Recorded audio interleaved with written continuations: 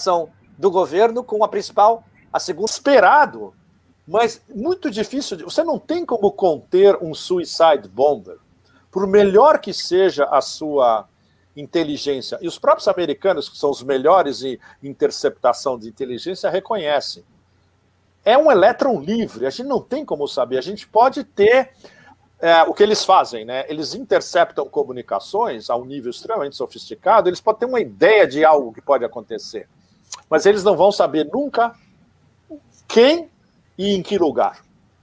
E foi exatamente o que aconteceu ontem. Por exemplo, hoje já tem alguns reports de testemunhas oculares que estavam perto do primeiro suicide bomber, dizendo, olha, a gente tinha visto uns 4 caras vestidos de um jeito de preto, de um jeito que a gente achava que era Emirado Islâmico, eles não estavam vestidos, eles estavam sem turbante, como os talibãs, aparentemente não estavam armados, mas eles estavam circulando, falando entre eles, a gente achou um negócio...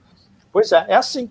Ou seja, você tem como se infiltrar era uma multidão ontem, justamente, que está todo dia, justamente, circundando o aeroporto, e é muito fácil, é o soft target, né? O alvo macio ideal. E ontem isso ficou provado da maneira mais catastrófica possível. E os talibãs, eles não tinham a sofisticação de interceptação de comm que os americanos têm, mas eles já tinham avisado para os americanos e para os outros da OTAN, olha, pode rolar. A gente interceptou algumas coisas e eles devem estar aprontando alguma coisa. Por isso que os próprios americanos, desde o domingo, eles estavam falando, olha, existe uma ameaça real de um atentado terrorista. Foram os talibãs que falaram para eles, na verdade. Isso não foi interceptado pelos americanos. Os talibãs, eles, por exemplo, se é uma comunicação em pashtun, por rádio, eles conseguem interceptar. Se é uma comunicação até em árabe, pelo rádio, eles têm vários que falam árabe, eles podem interceptar. Mas se é um negócio muito mais sofisticado, tipo carta ou pombo-correio, ninguém consegue interceptar, entende? E é o que deve ter acontecido ontem, porque não foi interceptado por ninguém antes. Nem mesmo aquele famoso que a gente chama de chatter, né? Um blá-blá-blá de fundo. Isso daqui está apontando para esse lado, para esse outro, etc. Que é o que os americanos fazem o tempo todo, né? Os americanos fazem triangulação de telefone celular. É assim que eles achavam terroristas no meio de casamentos em áreas tribais pashtun. Aí tacavam um Hellfire Missile, matava o casamento inteiro.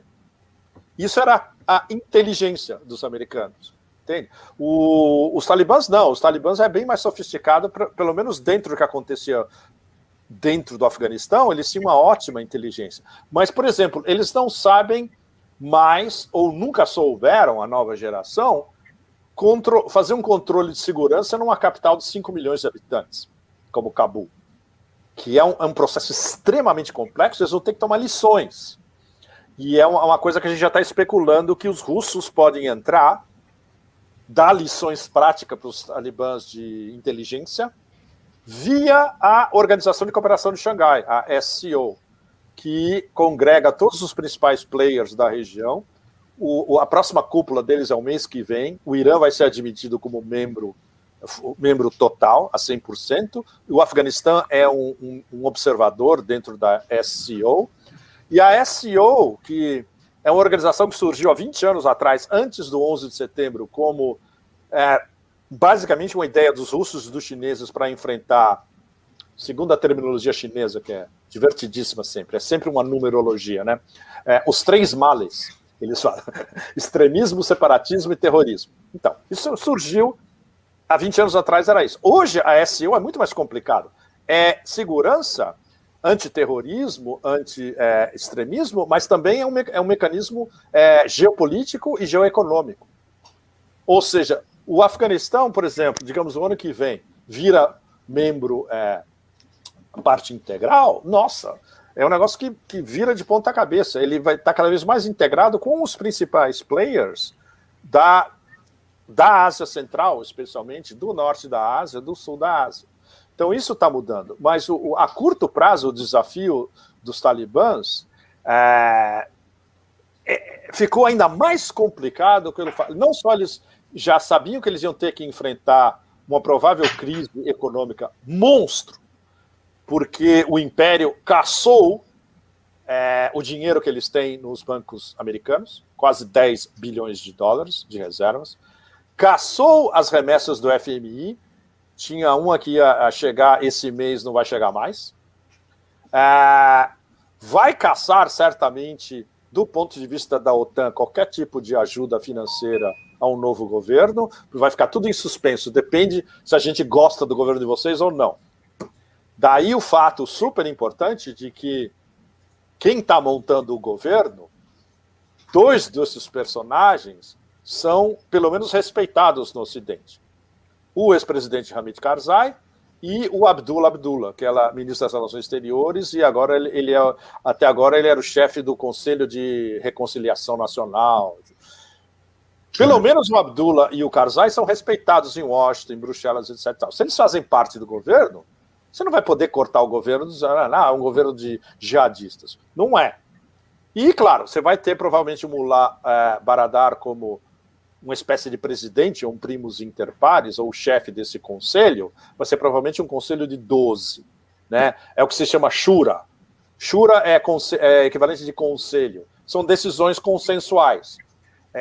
No Paquistão, no Afeganistão tribal, Pashtun especialmente, também Tajik, as decisões são tomadas consensualmente. Eu já vi várias shuras, é absolutamente sensacional. Chega todo mundo, todos os chefes regionais, os imãs, os líderes das prefeituras, etc., eles sentam num lugar, um espaço comum, aí um levanta a mão e fala, outro levanta a mão e fala, outro levanta a mão e fala, isso pode durar o dia inteiro, e no final eles chegam a um consenso e todo mundo aprova. É assim que funciona. Democracia direta campesina. É muito interessante isso. Milenar. Eles fazem isso, 2.500 anos. É sensacional. Então, o governo, esses 12 sábios, né, digamos, e as decisões deles vão ser por consenso. Então, por exemplo, as decisões que eles tomarem, o Hamid Karzai pode pegar o telefone, ligar para a Casa Branca e falar, olha, eu estou no meio dessa decisão aqui, vocês não vão sacanear com a gente. Então, essa é uma margem de manobra que eles podem ter. E quem sabe, eventualmente, recuperar uma parte do dinheiro. Mas, na questão da grana, é um negócio super importante, que eu estava conversando justamente com uns assessores paquistaneses que têm contato com a cúpula Pashtun. Né? Eles estavam dizendo, olha, eles conseguem segurar pelo menos o primeiro ano. Basta eles terem petróleo suficiente vindo do Irã, em caminhão, não tem pipeline ainda, pipeline, se for construída, é outra história complicadíssima. Então, caminhões trazendo petróleo do Irã, e o Irã falou que colabora. Água vem do rio Amu Darya, o famoso Oxus dos tempos do Alexandre o Grande, tem água suficiente para o país inteiro. E a agricultura é uma agricultura campesina de village, de vilarejo, milenar, de uma cultura de subsistência, mais do que suficiente para segurar a maior parte do país. O principal é o abastecimento de grandes cidades como Cabul. E aí eles têm que importar, e aí eles vão importar provavelmente preços bons, eles podem importar do Irã, da Turquia, não vão importar do Ocidente, evidentemente. Sabe? Eles não vão importar camembert da França, não é por aí. Eles vão importar um bom queijo turco ou um refrigerante iraniano. Então daria para segurar pelo menos no começo. Mas isso só para dar uma ideia para vocês do desafio que vai ser para esse governo, mesmo includente, pode-se dizer isso em português? Bom, inclusivo. Um governo inclusivo. Desculpa. Um governo inclusivo é possível. É isso que eles estão trabalhando, e, por exemplo, é isso que já tem um consenso entre o Karzai, o Abdullah e o Mullah Baradar. Né? É isso que eles estão dizendo, justamente desde as primeiras conferências de imprensa deles. Vai ser um governo de uma espécie de união nacional, na verdade. Nós vamos ter que ter as minorias étnicas representadas também, o que vai ser um negócio super complicado, botar os tajiks no mesmo governo dominado por pashtuns, nossa, isso vai ser um caos. Mas, por exemplo, você tem um cara como o Abdullah, que é um sujeito extremamente ponderado, bem educado, bem articulado, sensato. Ele pode ser a ponte. E não se esqueça, ele é tajik. Há 20 anos atrás, ele era o ministro das Relações Exteriores na sombra do Massoud, quando o Massoud estava vivo, né? Então é possível, tem possibilidades. Então isso é uma coisa que está nos ocupando muito, nós, analistas independentes. Tem jeito desses caras conseguirem, e se eles conseguirem, vai ser um negócio, na história moderna, vai ser um negócio impressionante. Impressionante mesmo. Porque eles vão ter o apoio direto das potências regionais em volta. E esqueça o Ocidente. O Ocidente não quer colaborar com a gente? Foda-se. Nós não precisamos desses caras. Olha o que eles fizeram aqui durante 20 anos. Nada. Eles destruíram o que já estava destruído. Eles não construíram praticamente nada, a não ser cursos de woke, de teoria de gênero na Universidade de Cabul. Legal, né? Ótimo. Essa é a diferença. Sim, e nesse sentido, né, você acabou adivinhando aí algumas perguntas que a gente ia fazer e já respondeu, né? Mas nesse sentido, o que eu vou colocar agora é o que chega para a gente aqui no Brasil, né? Acho que deve chegar... Eu não quero nem saber, Rafael. Eu vou ficar muito irritado, desculpa. Mas é exatamente... É irrelevante. É irrelevante. Eu tentei contar para vocês a história real do que está rolando. Não, mas exatamente. Por exemplo, o que muita gente tem dito aqui, né, que eu até ia te perguntar o que você acha dessa análise, né, dessa influência ocidental com o avanço da internet, com essas questões de gênero. Você acredita que isso pode causar algum tipo de ingovernabilidade na capital? Claro que não. Imagina, quem fala isso quem fala isso nunca teve no Afeganistão. Primeiro de tudo, nunca esteve, não sabe como funcionam as relações sociais, não sabe como funciona a interação entre as diferentes etnias, não sabe como funciona o código de honra dos pashtuns. Se você não sabe isso, você não sabe o que está falando, literalmente. Que é justamente o teor da discussão, entre aspas, no Ocidente. Por isso que eu digo que é irrelevante. A única coisa que é relevante é como eles vão se organizar dentro,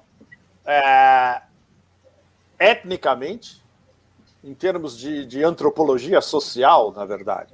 Ou seja, eles vão dar uma remexida na antropologia social deles para coordenar uma nova entente cordial das etnias e de diferentes grupos. E isso é que é o relevante. E com o apoio dos vizinhos. O resto que se discute no Ocidente é uma bobagem. Não tem a menor importância. Por isso que eu disse já, preemptive, eu já joguei um míssil para você antes, dizendo que tudo isso é uma besteira absoluta. Não percam tempo com isso. O que interessa agora é a gente acompanhar como eles vão fazer um processo que é praticamente inédito agora. Por exemplo, na época do Vietnã era mais fácil, né? O Vietnã era relativamente homogêneo. Na verdade, o que o Vietcong teve que fazer depois é descontaminar o americanismo de uma boa parte do sul do Vietnã, especialmente em Saigon. Conseguiram, longo prazo. No Afeganistão é muito mais complicado, porque a tradição guerreira, a incompatibilidade entre as etnias, o fato de que é um país artificial. Veja bem, se o Afeganistão, com as fronteiras que tem hoje, não é isso. Não é isso mesmo. Ele deveria estar avançando para uma boa parte das áreas tribais paquistanesas, que são pashtuns também. É o que a gente chama de Pashtunistão. O Afeganistão seria aquelas zonas do norte, né, Tajik, Uzbek, e a esquerda com influência persa iraniana, né, tudo que está a oeste, perto da fronteira do Irã, que era, basicamente, em tempos milenares, era uma satrápia do Império Persa, basicamente. tudo isso, e o Paxtunistão, que seria uma área enorme, não só os paxtuns que estão dentro do Afeganistão hoje, mas os que estão nas áreas tribais. Eles são primos. A fronteira, entre aspas, é uma ficção, porque são as mesmas tribos, clãs e famílias que atravessam indo e voltando. Um mora lá, o outro membro da família mora do outro lado, etc. E tal. Aí tem essa divisão, Tratado de Westfália, né, invenção dos ocidentais, totalmente artificial, imposta pelo Império Britânico no fim do século XIX. A gente chama linha Duran, por causa do funcionário Duran que estabeleceu a linha, e eles não reconhecem até hoje os afegãos. Eles falam, não, roubaram as nossas terras que estão hoje nas áreas tribais do Paquistão. Mas esse é um outro assunto ainda mais complicado que não vai ser resolvido tão cedo, entende? O principal é que eles querem manter a coesão dos paxtuns dentro desse Afeganistão que está aí com essas fronteiras. Por isso que tudo isso sim é relevante, mas não tem nem como ser discutido pelo Ocidente, porque o Ocidente em bloco desconhece essas particularidades e essa complexidade do Afeganistão. É um país fascinante em todos os aspectos possíveis, geológico, cultural, étnico, etc., mas é de uma complexidade quase irresolúvel em termos de política prática. Uhum. Por isso que muitos de nós estamos fascinados com o que eles vão fazer, no fundo. Sim, essa é a grande pergunta. O que vai acontecer daqui para frente, né? E uma coisa que chegou aqui para a gente, por exemplo, foram aquelas cenas do aeroporto, das pessoas penduradas no avião, e agora, ontem, né, que teve esse atentado aí que matou umas 70 pessoas, enfim. E eu queria te perguntar como é que você nos explica, né, essas cenas. Eu já falei no começo. Não tem nada, primeiro de tudo, que evidentemente, não é eu não diria nem uma análise, é um desvirtuamento típico do império ignorante de todas as suas satrápias ou zonas de ocupação, etc. Não tem nada a ver com os talibãs. No caso, o que é uma coisa absolutamente extraordinária, 20 anos depois dos Estados Unidos inventarem que os talibãs estavam envolvidos no 11 de setembro, o que é uma falácia do tamanho da Via Láctea, é uma mentira gigantesca, eles estão trabalhando lado a lado contra o verdadeiro terrorismo, que é ISIS-Khorasan, que é justamente uma extensão do Exército Islâmico que surgiu com as facilidades do Império. Então, se você não sabe como surgiu o Exército Islâmico, você não vai entender o ISIS-Khorasan e o que eles estão fazendo no Afeganistão. Então, vamos voltar. O Exército Islâmico nasceu em 2003, num campo de prisioneiros no sul do Iraque, perto da fronteira do Kuwait, onde estavam alguns dos principais generais e oficiais do exército do Saddam. Esses eram os caras que tinham o conhecimento militar. No meio, tinha uns aspirantes a jihadis dementes, como o Abu Musab al-Zarqawi, que foi o primeiro líder na verdade era a Al-Qaeda em Iraque, depois virou Exército Islâmico, Islamic State. Isso tudo sob a supervisão e o olhar dos americanos 24 horas por dia. Ou seja, eles deixaram que isso acontecesse. Aconteceu dentro de uma das prisões deles. Depois se expandiu. Por que isso aconteceu dentro das prisões? Porque esses caras, esses generais, coronéis, capitães, oficiais bem formados do exército do Saddam, que eram muito bem formados, eles tinham sido despedidos de um dia para o outro não se pode nem chamar de governo provisório. Aquele experimento absolutamente horrendo em 2003, que chamava Autoridade Provisional da Coalizão, Coalition Provisional Authority, liderado por aquele neocon absolutamente escroto, o Paul Bremer, que dissolveu o exército do Saddam com um decreto. e botou 300 mil soldados na rua, de um dia para o outro, sem pagamento. O que muitos desses caras fizeram? Falaram, bom, vamos atacar esses caras de todos os lados. E com o nosso savoir-faire que eles tinham. Eles tinham experiência de guerra. Eles tinham aprendido guerra nos 8 anos da guerra Irã-Iraque. Não é brincadeira. Eles eram soldados de verdade, né? Então, isso surgiu em 2003. Foi evoluindo. Foi excelente do ponto de vista americano, porque eles tinham uma desculpa perfeita para se perpetuar no Iraque. Estamos aqui para lutar contra o terrorismo. Justamente, uma organização terrorista que eles ajudaram a fundar, praticamente. Al-Qaeda em Iraque, depois Exército Islâmico. Nessa última década, quando houve, teoricamente, uma guerra dos americanos mais pesada contra o Exército Islâmico, mas, na verdade, quem venceu o Exército Islâmico no Iraque e na Síria foram os russos, foram os americanos. Os americanos, o que eles fizeram? Eles bombardearam Raqqa, no nordeste da Síria, praticamente as cinzas, mataram praticamente todo mundo e tiraram os principais ativos do Exército Islâmico e montaram o que a gente discute entre nós e entre analistas como linhas aéreas Daesh. Daesh é como o Exército Islâmico é chamado na Síria e no Iraque. E o que eram as linhas aéreas Daesh? Eles tiravam os caras de lá e jogaram para onde? Para o Afeganistão.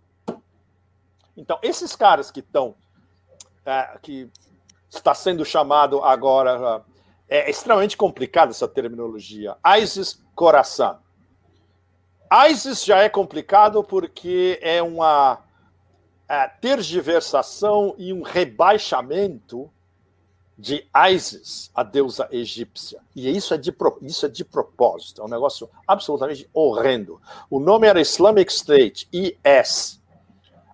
Os americanos fizeram questão de impor a denominação como ISIS.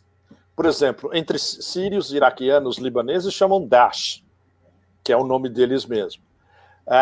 E Khorasan é ainda pior ainda, porque Khorasan, historicamente, desde a época do Império Persa, define uma área geográfica e cultural que vai desde o nordeste do Irã, atravessando uma boa parte da Ásia Central, até o oeste dos Himalaias. Toda essa área, historicamente, é chamada Khorasan. Então, ISIS Khorasan, que é essa declinação do Exército Islâmico na Ásia Central, especialmente no Afeganistão, já começa pelo nome. É um negócio, um aviltamento, uma aviltação, é uma degradação absoluta de uma herança histórica e cultural riquíssima, sofisticadíssima, e que agora está reduzida ao nome de um bando de fanáticos dementes jihadistas, que foram os caras que perpetraram esse atentado ontem, que era um negócio já previsto. Eles estão ativos no Afeganistão desde 2015. Eles estão há 6 anos no Afeganistão, 2015. Antes, quando os russos chegaram na Síria, logo depois o ISIS já começou a mandar uns caras para... Olha, agora a gente está lidando com a barra pesada. Então começa a mandar gente para fora daqui. E o único lugar aberto, entre aspas, para eles era o Afeganistão, onde eles podem se fundir no meio das montanhas, etc., em lugares absolutamente inencontráveis, e já com uma tradição de jihadismo, instalado desde a época da Al-Qaeda, nos anos 90 e começo dos anos 2000, antes de desaparecer totalmente. Não tem mais Al-Qaeda no Afeganistão, deve ter uns 10 ou 20, segundo as nossas melhores informações. Não existe mais. O que tem é a ISIS.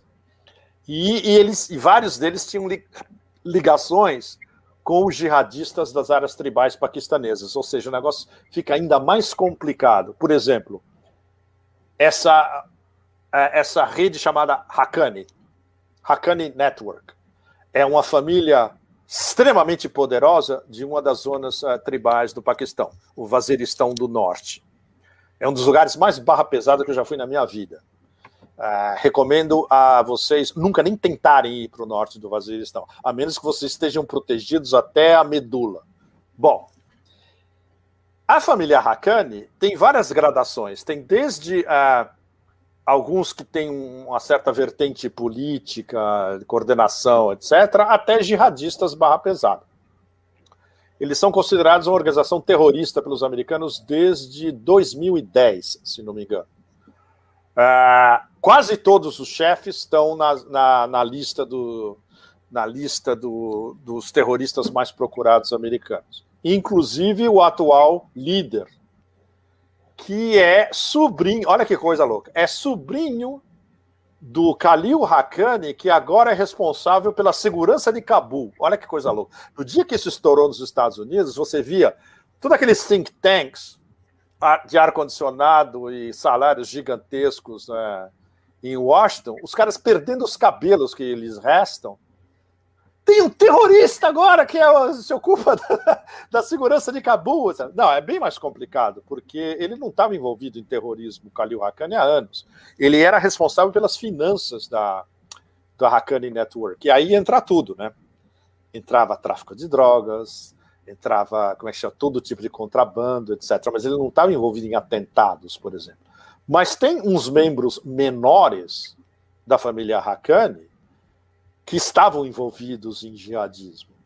E vários dos afiliados trabalhando para a família Haqqani eram jihadistas. E, por exemplo, o mais nefasto no momento, vocês sabem que o atual líder do ISIS-Khorasan, ele era um comandante de nível médio trabalhando para os Haqqani, até pouco tempo atrás.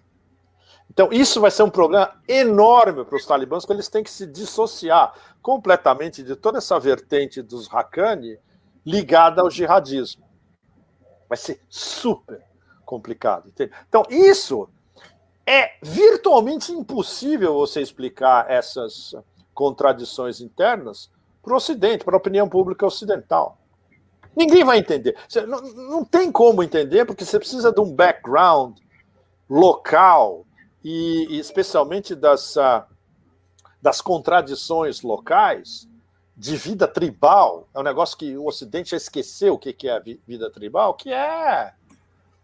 Imagina, por exemplo, eu aprendi tudo isso, me demorou um tempo brutal, me demorou anos para eu aprender tudo isso, mas porque eu estava lá, porque eu fui para lá, porque eu viajei, porque eu sentava com eles dias inteiros com uma lista de perguntas gigantescas, porque eles me respondiam polidamente, me oferecendo chá verde, com um tradutor do pashto para o urdu. Às vezes era um tradutor do pashto para o urdu, do urdu para o inglês. Vocês imaginam a demência, até chegar para mim, né? Mas é assim que se aprende, não tem outro jeito, entende? E é uma coisa, por exemplo, que os think tanks americanos não têm. Nunca fizeram. Eles podem dar, como é que chama, opinião sobre tudo, escrever editoriais no New York Times e no Washington Post. Eles não têm a menor ideia de como funciona o universo Pashtun, que é uma das tribos mais...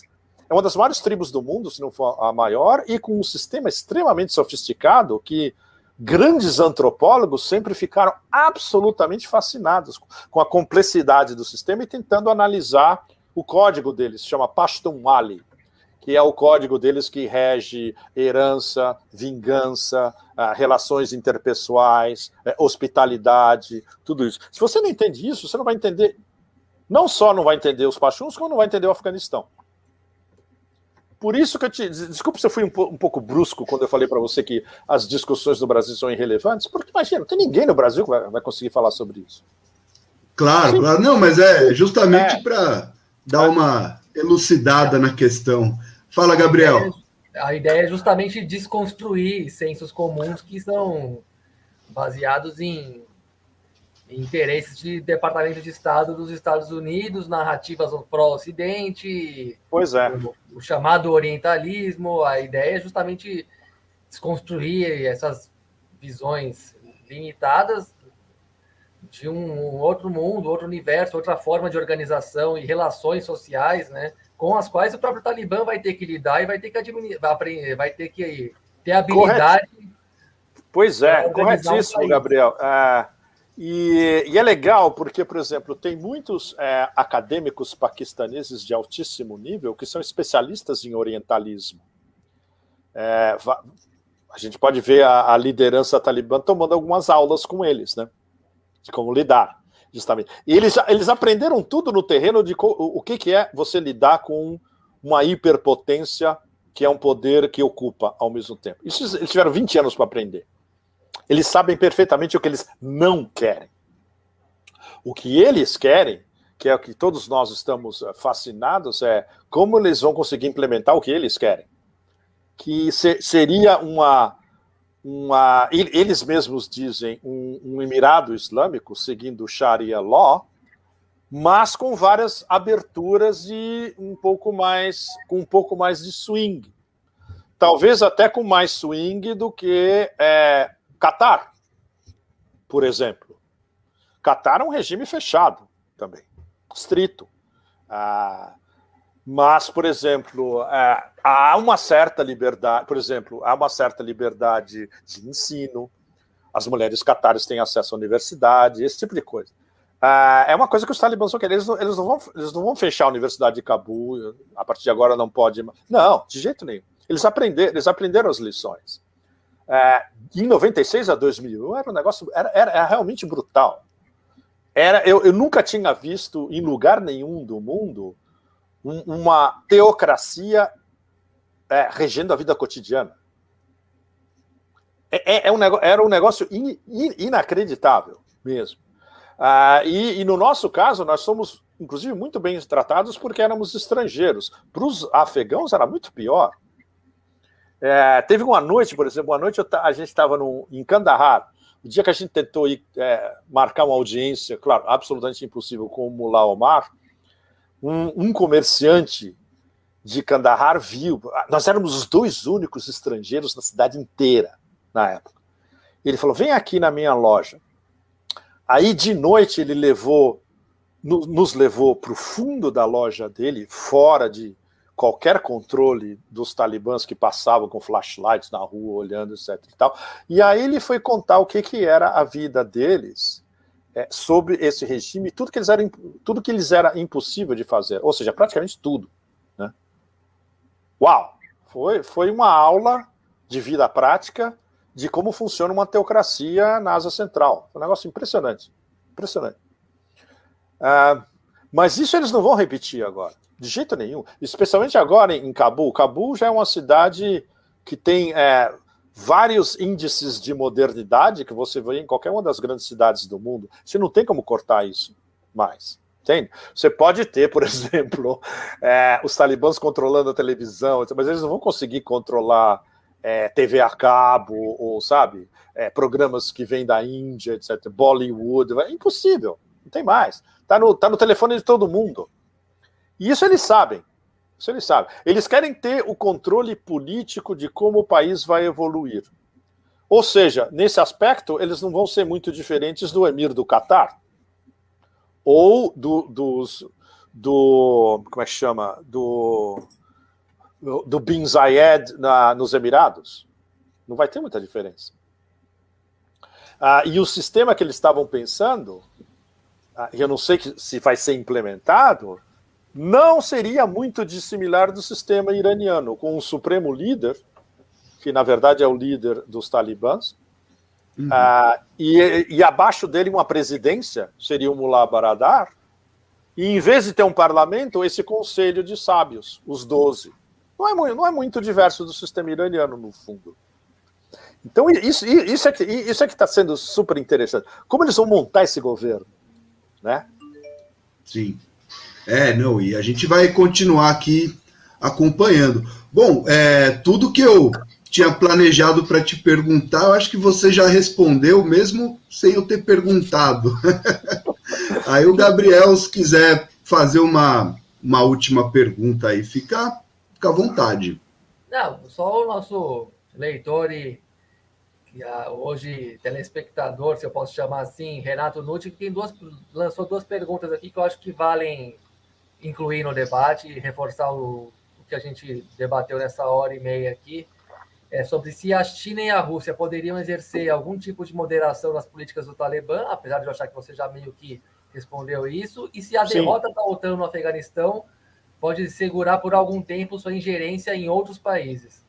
Essa acho que aí já é um a segunda parte da pergunta é muito interessante. A primeira parte, basicamente, depende se esse novo governo será capaz de cumprir as promessas que eles fizeram formalmente, tanto para a Rússia e para a China. Que, na verdade, eles prometeram, eles negociaram um pacote, né, com Rússia e China. Os chineses e os russos falaram, olha, isso aqui é o que a gente quer, não é muito. Nós não queremos jihadismo, nós não queremos interferência na Ásia Central, nós não queremos terroristas para cima e para baixo, e façam um governo inclusivo.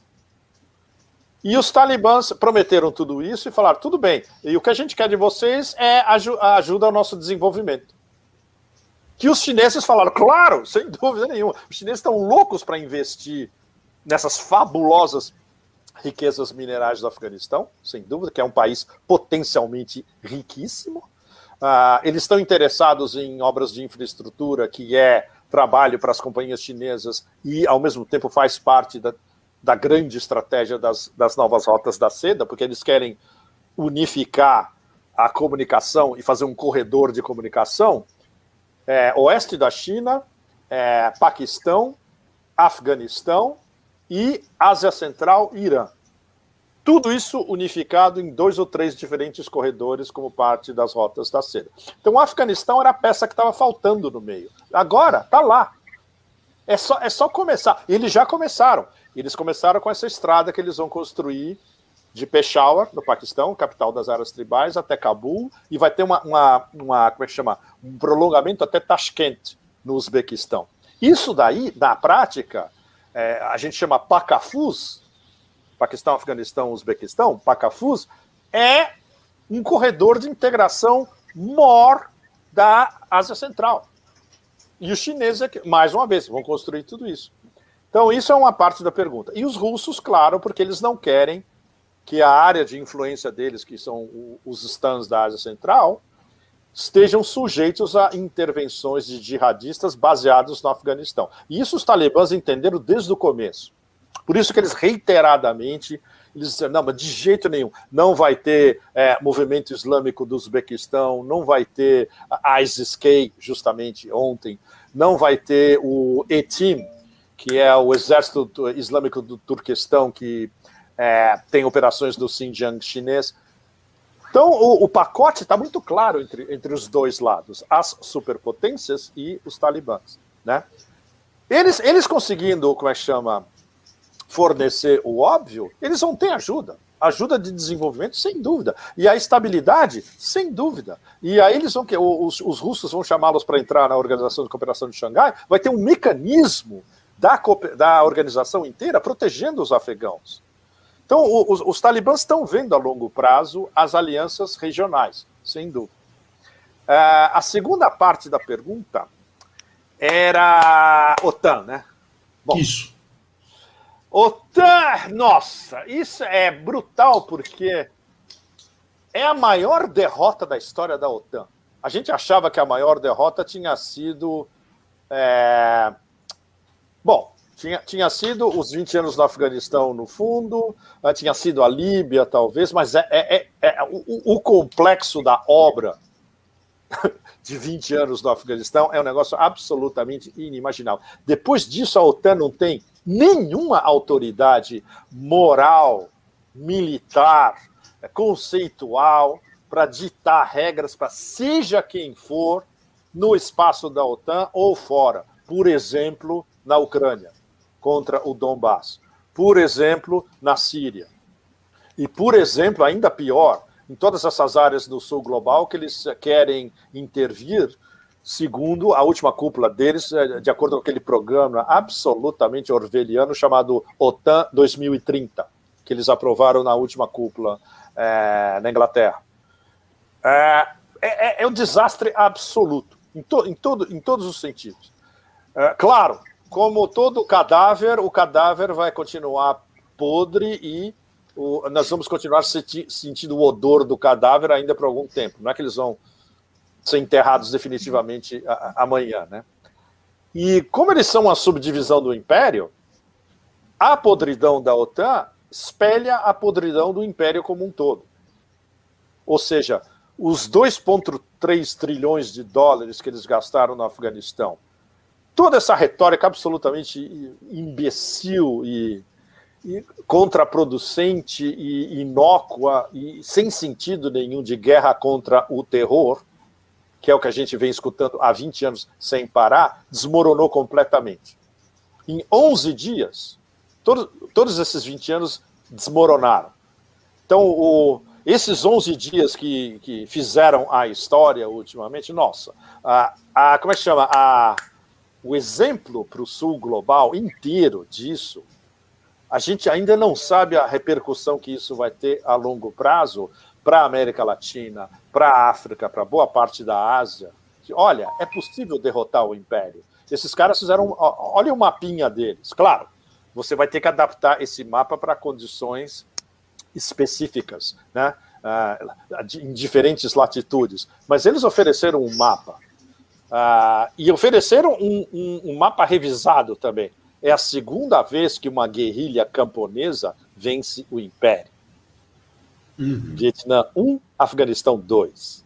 Ou seja, dessa vez a história não se repetiu como farsa. A história se repetiu, pode-se dizer gloriosamente até, de uma maneira ainda mais abrangente e espetacular, especialmente porque dessa vez estava o mundo inteiro olhando em tempo real a dominação imperial desmoronar na frente deles. É um negócio que não tem comparação na história moderna. Não tem mesmo. E historicamente, você vê, os impérios demoram. O Império Otomano demorou séculos para desmoronar. O Império Romano, na verdade, quando caiu, demorou outros séculos, porque só acabou o Império mesmo com a queda de Bizâncio. Então, o Império Mongol... Ok, o Império Mongol pode ser, porque desmoronou relativamente rápido, mas foi uma questão de décadas também. O Império Americano agora está desmoronando na nossa frente. Literalmente, em tempo real.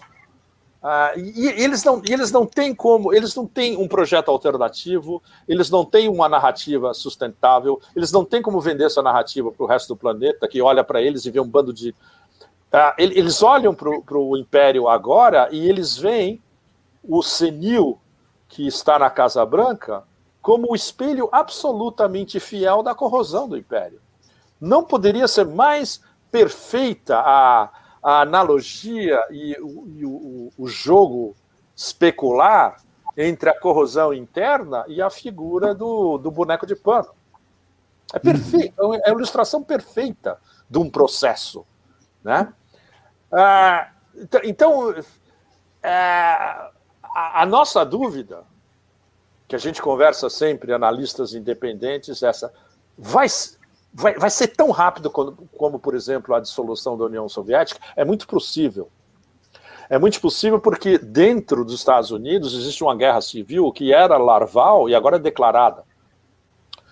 Os Estados Unidos está completamente dividido, completamente polarizado, e essa guerra civil interna dos wokes contra as velhas gerações, no fundo, nossa, vai chegar um ponto onde vai ter basicamente um equivalente século XXI da Guerra da Secessão.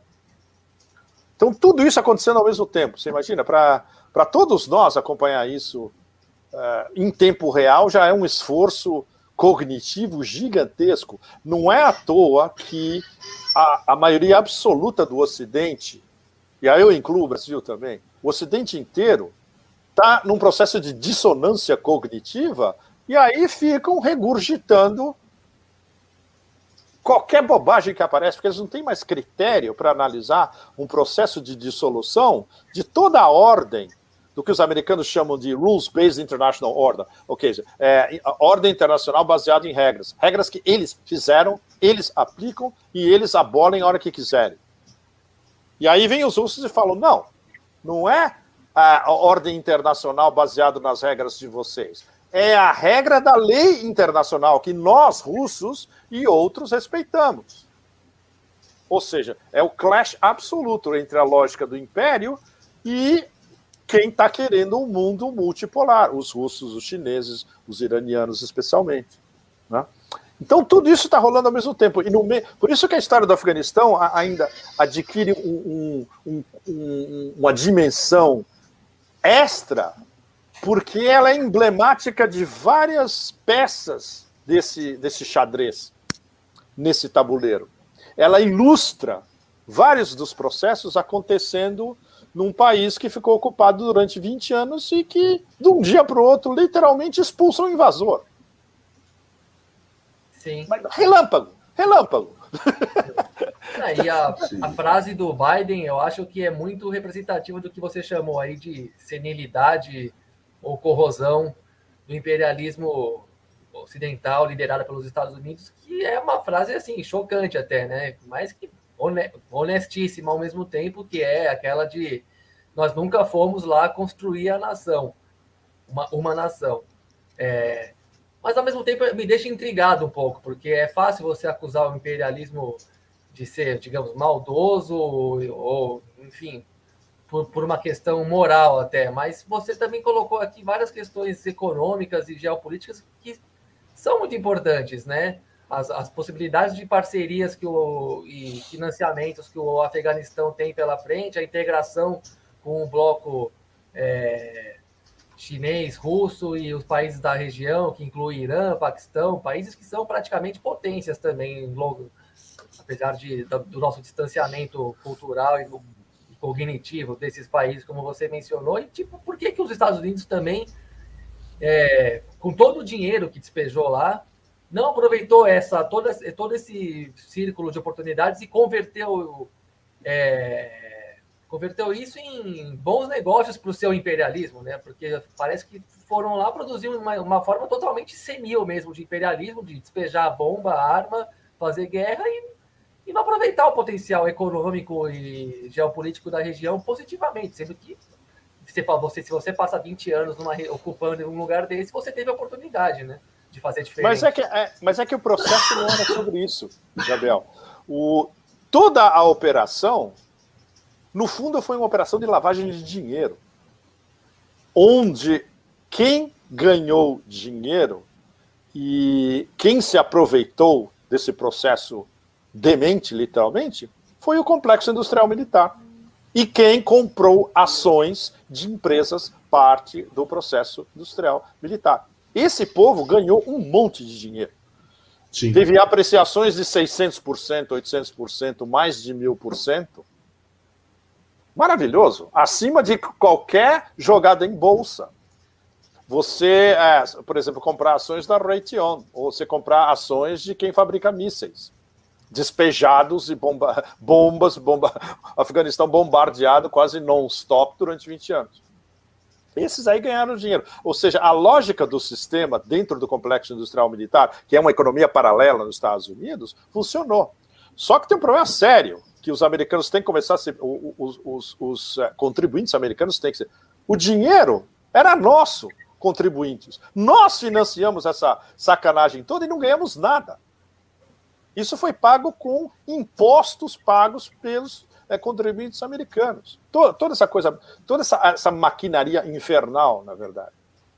Sim. E isso aqui é o terror absoluto. E alimentando os que estavam mamando na vaquinha também, né? ONGs, institutos de pesquisa, universidades, todo mundo mamou um pouco nessa história. Sim. Certo. Diga, Gabi. Diante do que você respondeu bem agora, a Jéssica Rocha, que fez bastante comentários aqui, deu uma moral boa para a nossa live, já agradeço. Ela perguntou do ópio, né? Da questão do ópio em si, como fica. E com essa corrosão ali naquela região da OTAN, do militarismo estadunidense e tal, o que a América Latina pode esperar disso como consequência, né? Apesar de, no seu foco desse debate, você enxerga alguma coisa, alguma orientação? Desculpe, eu não tive tempo de pensar para o resto do mundo. Aliás, é muito cedo. É muito cedo. A gente vai começar a ver nos próximos meses onde o Sul global vai começar a pescar ideias do que aconteceu no Afeganistão. É muito cedo. Imagina, isso aconteceu há 2 semanas atrás, menos de 2 semanas atrás. Uhum. Tinha outra coisa que você tinha perguntado, o que era? Do ópio. Do ópio. Bom, eu escrevi muito sobre isso. Sim. Basicamente, isso é incrível, isso eu recebi correspondentes meus do Deep State, velha guarda, e como alguns deles estão aposentados, eles podem falar o que eles querem agora, porque eles não vão ser caçados, né? Eles falam, olha, você sabe que o que está se discutindo aqui em Washington, em vários círculos barra pesada, que está todo mundo realmente puto, é que essa retirada acabou com a rota do ópio do Afeganistão. Um monte de gente vai deixar de ganhar dinheiro por causa disso. E gente muito bem posicionada dentro do complexo industrial militar. Porque era como a CIA pagava as operações negras deles no Afeganistão e em outras latitudes também. Isso chegou a um ponto onde isso é discutido abertamente nos Estados Unidos. Você acredita que outro dia eu terminei vendo pela primeira vez, eu achava que eu tinha visto. Eu vi a primeira série do Punisher, da Marvel, e você sabe qual é o X do roteiro? É um Marine que descobre que altos funcionários do Pentágono e da CIA estavam traficando heroína do Afeganistão em corpos de soldados americanos mortos. Nossa. Isso não é uma invenção de roteirista de Hollywood. Isso aconteceu durante vários anos. Por isso que terminou vazando e virou plot de uma série vista no mundo inteiro, The Punisher, na Netflix. Saía pelo Tajiquistão em voos cegos, né, voos negros, saía justamente em mala diplomática, saía especialmente da base de Bagram, que era a base que os americanos abandonaram antes de abandonarem Cabul, na verdade, o que foi um erro tático-estratégico da parte deles absolutamente brutal. Se eles estivessem em Bagram, por exemplo, eles teriam feito essa evacuação, entre aspas, em 4, 5 dias. E não seria essa coisa horrorosa que terminou, inclusive, gerando esse atentado horroroso. Ou seja, a disfunção dentro do complexo industrial militar, mas é um negócio tão... Não é possível que esses caras sejam tão rasteiros, como são, no fundo. Tão despreparados, tão rasteiros, tão primitivos, tão provincianos. E são. Então, a rota da CIA, financiando as operações negras, acabou do Afeganistão. Para onde eles vão? É algo que a gente está discutindo já há algum tempo. Tem alguns candidatos possíveis. Um deles são os meus vizinhos aqui do norte, o Triângulo Dourado. Burma, Tailândia, Laos, sul da China. Mas tem um problema sério. Todo mundo que está lá já controla o business e não vão abrir espaço para a CIA, de jeito nenhum. E são máfias chinesas, são máfias dos povos das montanhas de Myanmar, os Kachins, os Karens, os Mons, etc. Esses caras não vão abrir, imagina, vão abrir para a CIA? De jeito nenhum. Esse mercado já está fechado. Então não tem muito mais para onde ir. E isso explica justamente vários dos e-mails que eu recebi dizendo, olha, o pessoal em Washington está muito puto com essa história. Que acabou uma mina de ouro gigantesca. Certo. Acabou a Colômbia deles, a Colômbia asiática deles acabou, né? Acabou a Colômbia asiática, exatamente. Mas eu acho que a reflexão que fica é isso que você falou, né? Nunca foi para construir o país e sempre foi para realizar o valor para a indústria bélica. E poderia se realizar o valor por outros meios, né? Para usar uma lógica economicista aqui. Corretíssimo, mas é que a lógica do Império, Gabriel, é perversa. E eles nunca têm um plano B. Eles aplicam sempre o mesmo plano. Eles não têm nem imaginação.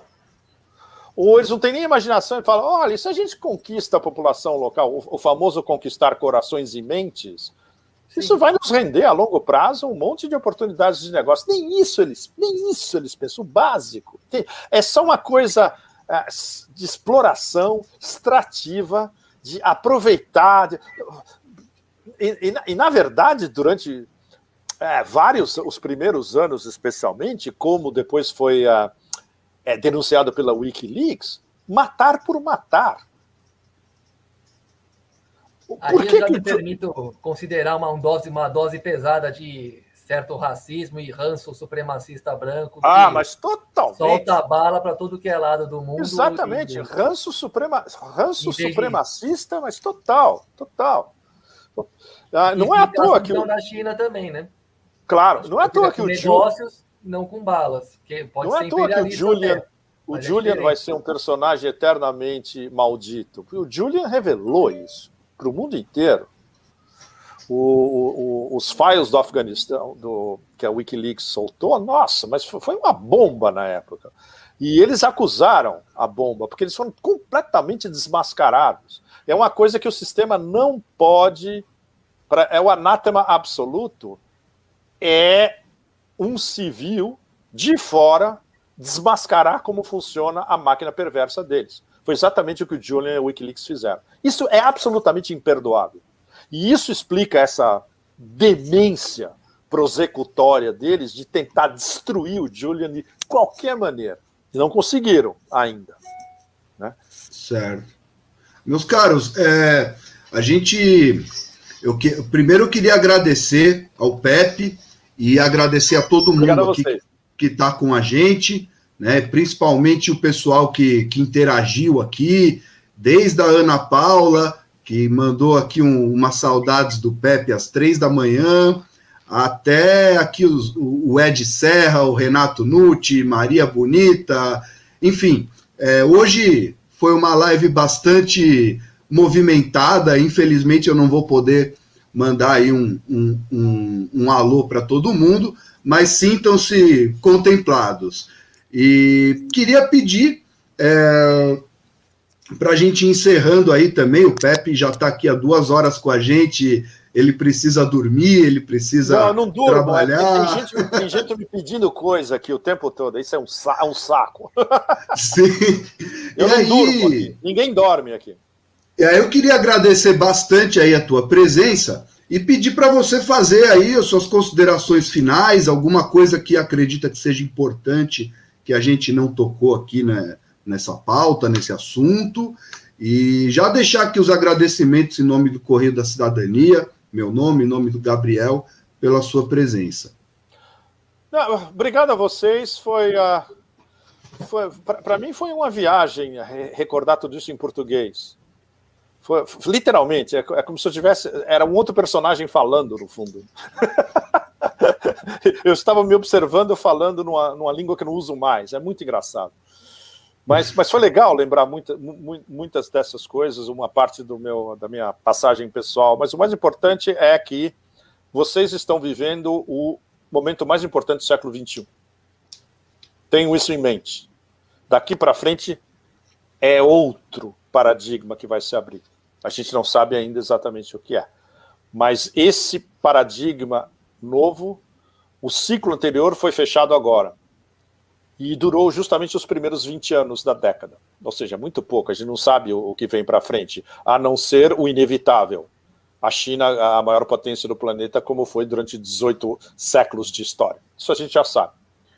Outra coisa que a gente já sabe é que vai ser um mundo multipolar, onde vai ter Rússia, China, se ainda resistir, a União Europeia provavelmente se dissolva antes, e os Estados Unidos certamente como alguns dos principais personagens. E esperamos, num futuro não intergalacticamente remoto, o Brasil possa chegar a ser um dos principais personagens do resto do século.